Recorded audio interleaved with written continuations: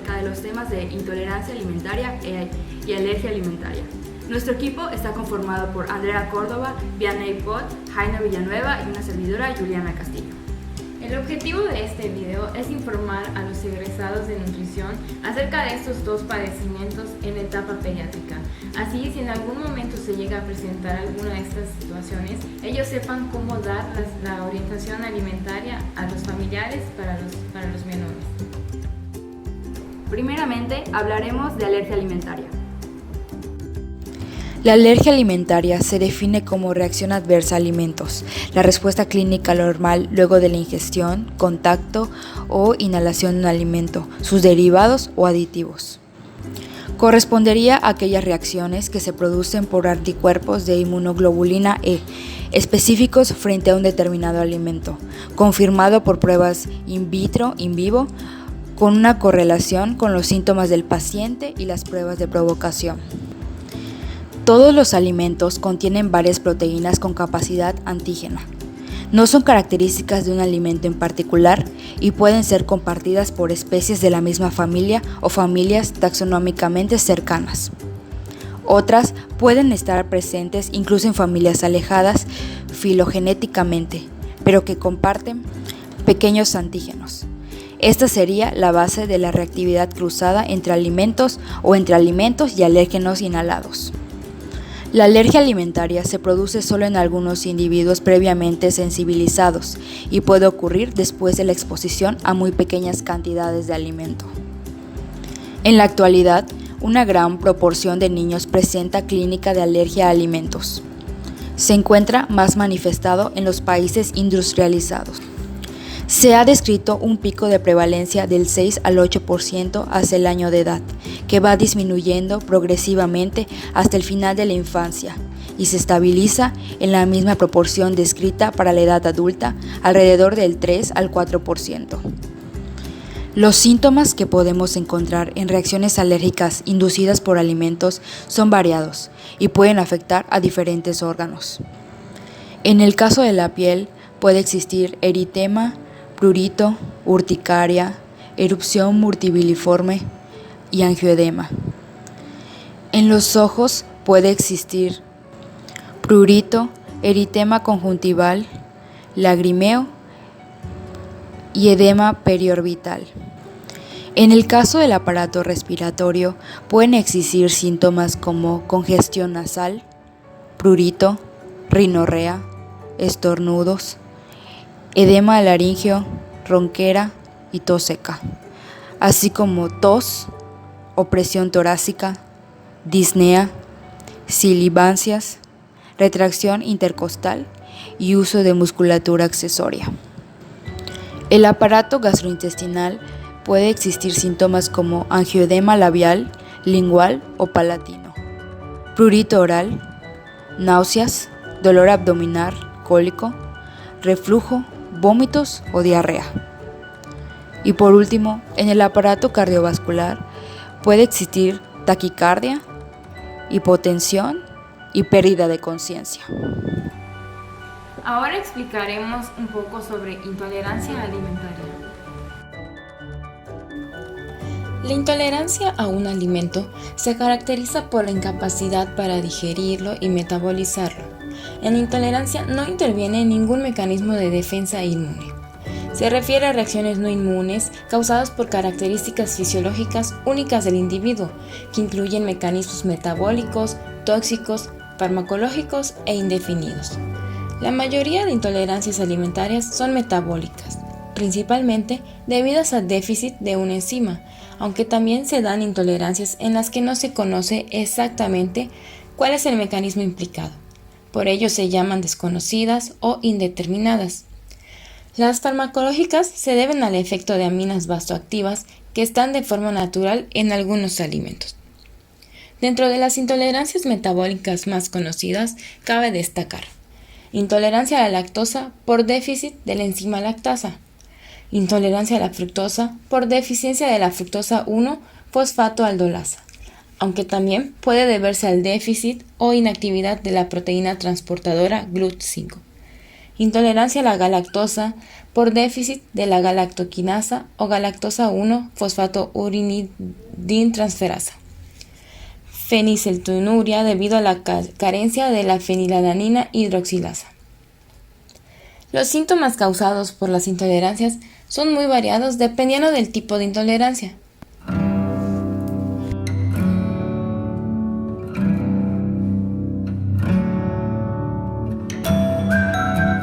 ¿Sabes cuál es el proceso para que se desarrolle alergia alimentaria? Te explico un poco. El intestino tiene, entre otras, dos funciones importantes. La primera es procesar el alimento ingerido hacia una forma que pueda ser absorbida fácilmente y se pueda usar para generar energía y crecimiento. La segunda es prevenir la entrada de patógenos al cuerpo.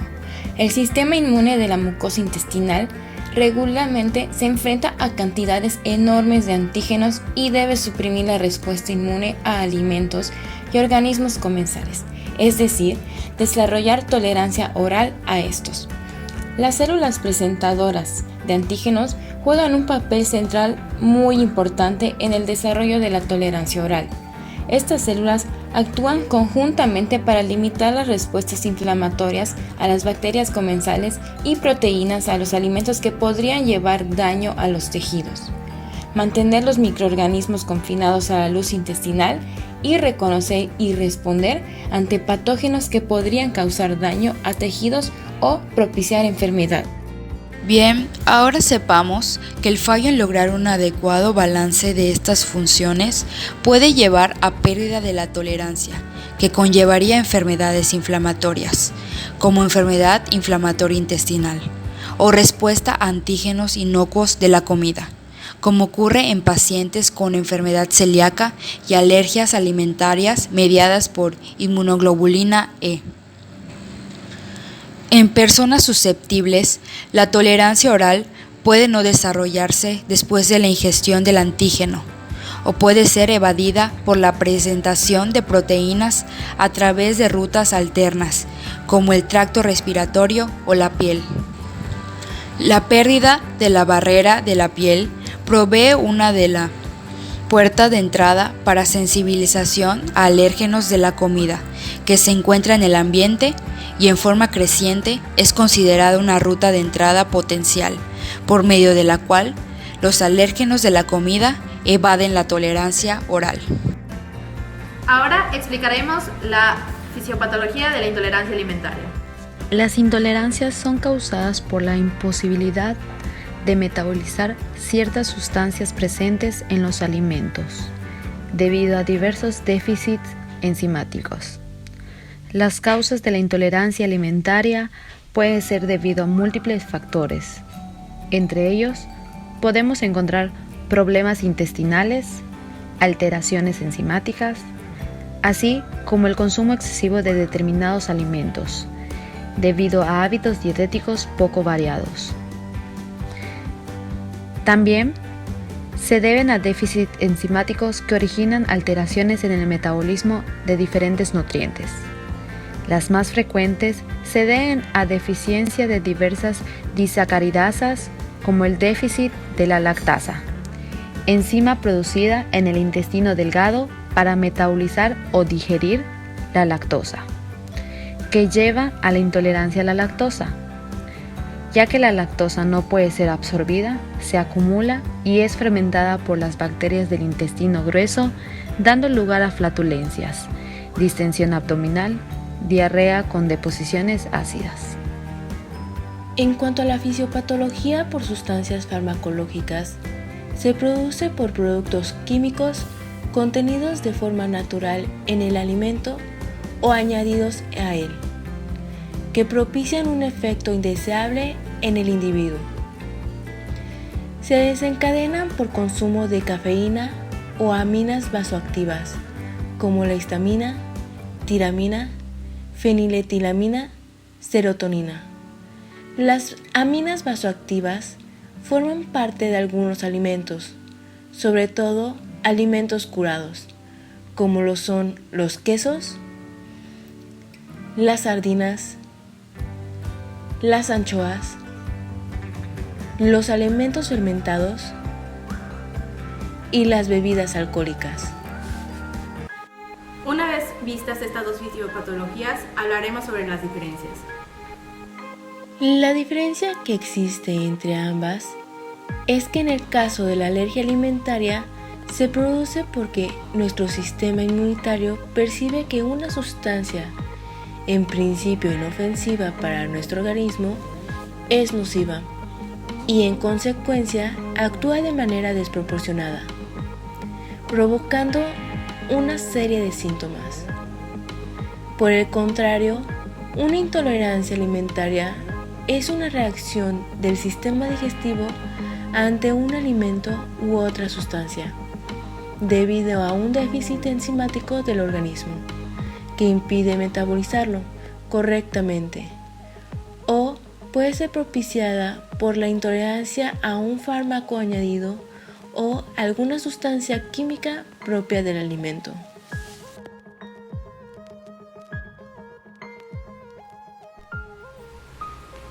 Pero es importante saber cómo identificar los alérgenos en los alimentos. Para recapitular un poco, se le conoce como alérgeno a toda sustancia capaz de desencadenar una reacción de hipersensibilidad, ya sea una sustancia natural o una sintética. Las características comunes que presentan tales sustancias son amplia distribución en la naturaleza, inocuidad, solubilidad en solución acuosa, peso molecular menor a 70 kilodaltons y polaridad negativa. Debemos tener en cuenta que existen más de 170 alimentos que pueden causar alergia alimentaria, dentro de los cuales los 8 alimentos reportados en el mundo y responsables del 90% de las alergias alimentarias son el cacahuate, la leche, el huevo, el trigo, los frutos secos, la soya, el pescado y mariscos. Los alimentos que pueden causar una alergia alimentaria pediátrica son, en el orden de frecuencia, el huevo, la leche de vaca, el pescado, los frutos secos, las frutas y verduras. Por lo que se debe de tener una mayor atención y precaución en estos alimentos. Asimismo, hablamos un poco de la fisiopatología de las alergias alimentarias, pero ¿cómo podemos identificarlas? Cuando nos enfrentamos con un niño con sospecha de que su sintomatología sea debido a una alergia alimentaria, nos tenemos que proponer 3 objetivos iniciales. Primer objetivo: determinar si el niño ha experimentado realmente un efecto adverso por las proteínas alimentarias. Segundo objetivo: determinar si está implicado o no un mecanismo inmunológico IgE mediado. Tercer objetivo: comprobar si la sensibilización a dicho alimento es la responsable de la clínica del paciente. Asimismo, como profesionales de la salud, el primer paso que debemos realizar es una historia clínica detallada y una exploración física exhaustiva. Además, serán necesarias pruebas específicas tales como pruebas de parche y o niveles de IgE específica, y en algunos casos serán necesarios retos orales. Una historia clínica detallada orienta hacia el mecanismo fisiopatogénico responsable. Debe incluir la identificación del alimento causal, la relación temporal entre la ingesta y el inicio de los síntomas y las recurrencias en ingestas posteriores. Debe evaluarse el estado completo nutricional, el crecimiento y las comorbilidades. A continuación hablaremos de los tratamientos de las alergias e intolerancias alimentarias.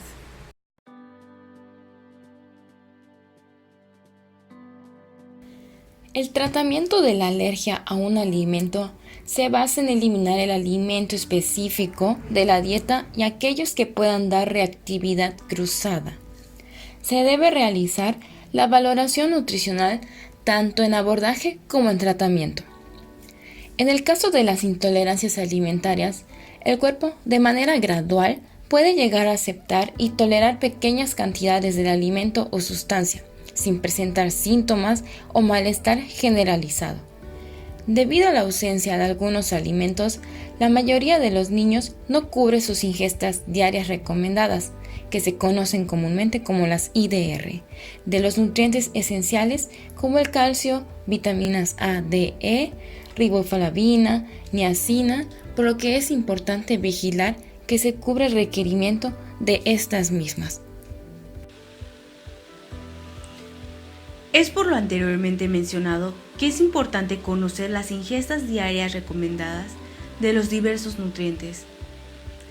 Ahora recordaremos las ingestas diarias recomendadas de los micronutrientes dichos y se presentarán de manera categorizada por 4 grupos de edad: de entre 6 y 12 meses, entre 1 y 3 años, entre 3 y 7 años y por último entre 7 y 10 años de edad. En el caso del calcio, se recomienda para el grupo de menor edad una ingesta de 600 miligramos y para los grupos de mayor edad 800 miligramos. Para la riboflavina se recomienda de 0.55 miligramos, 0.8 miligramos, 1.1 miligramos y 1.2 miligramos respectivamente para cada grupo de edad, de menor a mayor. De igual manera, la niacina se recomienda en miligramos, en cantidades de 7, 9, 12 y 14 miligramos para el respectivo grupo de edad. En el caso de la vitamina A, se recomienda 400 microgramos para pacientes entre 6 meses de edad hasta los 3 años de edad, abarcando así los primeros 2 grupos de edad. Asimismo, se recomienda una ingesta de 500 microgramos para los niños entre 3 y 7 años de edad y una ingesta de 700 microgramos para los niños entre 7 y 10 años de edad. Se recomienda 10 microgramos de vitamina D en todos los grupos de edad, es decir, niños desde los 6 meses de edad hasta los 10 años de edad. Por último, se recomienda 4 miligramos de vitamina E en niños entre 6 y 12 meses de edad, 6 miligramos para los que tengan entre 1 y 3 años de edad y 7 miligramos para los niños mayores a los 3 años de edad. Es importante que no olvides revisar, conocer y considerar las recomendaciones de los demás nutrimentos. Además de todo lo mencionado, aún existen muchos puntos y cuestiones que debemos tener en cuenta para orientar y proporcionar la información adecuada, como por ejemplo, lactancia materna exclusiva hasta los 6 meses, ya que la introducción muy temprana de alimentos sólidos puede causar sensibilización alérgica a algunos alérgenos alimentarios, debido a que la barrera de la mucosa intestinal del lactante es inmaduro. La leche de vaca no debe ser utilizada antes de los 12 meses de edad, ya que carece de un adecuado aporte de hierro y proporciona proteínas, grasas y calorías en exceso. Igualmente, se sabe que la introducción de huevo y leche de vaca a los 12 meses, así como cacahuates, nueces y mariscos después de los 2 años, puede disminuir el riesgo de desarrollar enfermedades alérgicas sin afectar su nutrición. Posterior a los 6 meses, la lactancia materna debería acompañar la introducción de la alimentación complementaria. Además de lo anterior, es importante educar al paciente, la familia y los cuidadores para evitar ingestas accidentales, lograr una dieta nutricionalmente adecuada, así como reconocer y tratar la anafilaxia. Se deben tomar en cuenta las etiquetas de los alimentos para evitar una alergia cruzada. Deben saber reconocer los alérgenos, los alimentos en los que están presentes y los distintos nombres usados para identificarlos en las etiquetas. Para no incurrir en miedos o exageraciones, el médico, así como el nutriólogo, deben aconsejar adecuadamente a la familia, en especial en cuanto a la lectura de etiquetas, preparación de los alimentos y situaciones en las que el niño comerá fuera del hogar.